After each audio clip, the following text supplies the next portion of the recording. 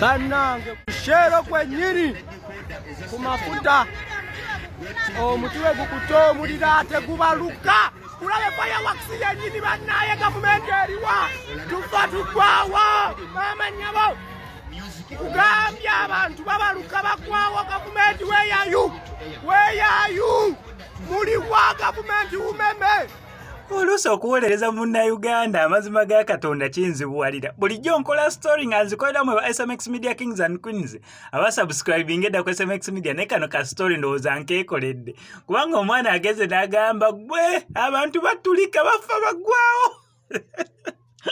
bwe abantu batulike transformer Ekutte OMULIRO naye omwana sound gyakoledde mu ka video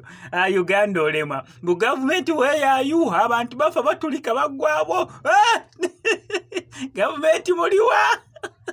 kwegamba akubye omulanga nga gwamwanguka ng'akubira gavumenti bajje bataasa abantu mbu abantu batulika bafa baggwawo okusinza ku kikangabwa n'enjege yagudde ekigoogwa abantu oluvannyuma lw'okufiira mu kimotoka eky'amafuta ate nga nze nga SMX nagambye ekyassa abantu abo bonna mu baninyiza bwereere ti ate bannange mwawadde musobola okiraba nti ekimotoka ky'amafuta lwaki mwagenza okusenayo nkimanyi mwabyogedde bingi nnyo bo basiru babadde tebalaba mbu ekimotoka ky'amafuta kiyinza otulika